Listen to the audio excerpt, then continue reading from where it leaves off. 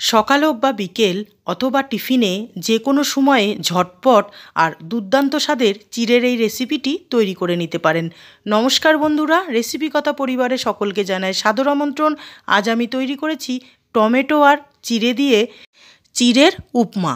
চিড়ের উপমা তৈরি করার জন্য আমি নিয়েছি 250 গ্রাম পরিমাণে চিড়ে, আর তার সাথে নিয়েছি একটা পাকা বড় টমেটো। চিড়েটা খুব ভালোভাবে বেছে পরিষ্কার করে নিয়েছি। এবার চিড়েটা ধুয়ে জল ঝরিয়ে নেব। চিড়েটা খুব ভালোভাবে ধুয়ে নিয়েছি আর জল ঝরিয়ে নেওয়ার জন্য একটা ছাঁকনিতে রেখে দিয়েছি। টমেটোটা কেটে টুকরো করে নিয়েছি মিক্সিং জারে, টমেটোর পেস্ট তৈরি করে নেব। কড়াইতে তেল খুব ভালোভাবে গরম করে নিয়েছি। প্রথমে দিয়ে দিলাম একটু চিনেবাদাম। চিনেবাদামটা একটু মুচমুচে লালচে করে ভেজে তুলে নেব। চিনিবাদামটা ভাজা হয়ে গেছে, কড়াই থেকে চিনিবাদামগুলো তুলে নেব। ফোড়নে দিয়ে দেবো একটা শুকনো লঙ্কা আর দিলাম সামান্য পরিমাণে একটু পাঁচফোড়ন। মশলার একটা মিষ্টি গন্ধ বেরোতে শুরু করেছে। এবারে দেব কুচিয়ে নেওয়া আদা আর দেব কুচনো কাঁচা লঙ্কা। আদা আর কাঁচা লঙ্কাটা হালকা নাড়াচাড়া করে নেওয়ার পর দিয়ে দেবো পেঁয়াজ কুচি। একটা বড় সাইজের পেঁয়াজ আমি ছোট ছোট টুকরো করে কেটে নিয়েছি।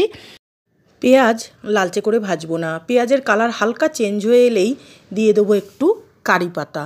কারি পাতা দিলে কিন্তু এর ফ্লেভারটা খুব দারুণ আসে। কারি পাতাটা হালকা ভাজা হয়ে এলেই দিয়ে দেবো কিছু সবজি। প্রথমেই দেবো কুচনো আলু, একটা বড় সাইজের আলু একদম ছোট ছোট টুকরো করে কেটে নিয়েছি। এবারে দেবো গাজর কুচি। আলু আর গাজরটা একই সাইজের ছোট ছোট টুকরো করে কেটে নিয়েছি। দিয়ে দিলাম একটু মটরশুঁটি। আপনাদের পছন্দ অনুযায়ী এখানে সবজি অ্যাড করতে পারেন। আলু, মটরশুঁটি আর গাজরটা খুব ভালোভাবে ভেজে নিতে হবে। দিয়ে দিলাম স্বাদ অনুসারে নুন। এখানে কিন্তু অবশ্যই গ্যাসের ফ্লেমটা লোতে রাখতে হবে। দিলাম ছোটো চামচের হাফ চামচ হলুদ গুঁড়ো, আর কালারের জন্য দিয়ে দিলাম হাফ চামচ কাশ্মীরি লঙ্কার গুঁড়ো। সব কিছু খুব ভালোভাবে একসাথে সবজির সাথে ভেজে নেব। গুঁড়ো মশলাগুলো যাতে পুড়ে না যায় তার জন্য গ্যাসের ফ্লেমটা একদম লোতে রেখে সবজিগুলো খুব ভালোভাবে নাড়াচাড়া করে নিয়ে কড়াইয়ে ঢাকনা চাপা দিয়ে কিছুক্ষণ রান্না করে নেব। 3 থেকে 4 মিনিট পর কড়াইয়ের ঢাকনা সরিয়ে আবারও সবজিটা খুব ভালোভাবে একটু নাড়াচাড়া করে নেব। এবারে দিয়ে দেব তৈরি করে নেওয়া টমেটোর পেস্টটা। আমি এখানে বড় সাইজের একটা টমেটোর পেস্ট করে নিয়েছি। আপনারা মাঝারি সাইজের টমেটো হলে 2টো টমেটো পেস্ট করে নিতে পারেন। গ্যাসের ফ্লেমটা মিডিয়ামে রেখে টমেটোর পেস্টটা সবজির সাথে খুব ভালোভাবে মিশিয়ে নেব যতক্ষণ না টমেটোর জল ভাবটা শুকিয়ে আসে। আমার রেসিপিটি ভালো লাগলে অবশ্যই একটা লাইক করবেন, শেয়ার করবেন। আর যে সকল বন্ধুরা প্রথমবার আমার চ্যানেলটি দেখছেন একান্ত অনুরোধ রইল আমার চ্যানেলটি সাবস্ক্রাইব করে আমার পাশে থাকার জন্য। টমেটোর জল ভাবটা খুব ভালোভাবে শুকিয়ে গেছে। এবারে দিয়ে দিলাম আগে থেকেই ধুয়ে জল ঝরিয়ে রাখা চিড়েটা।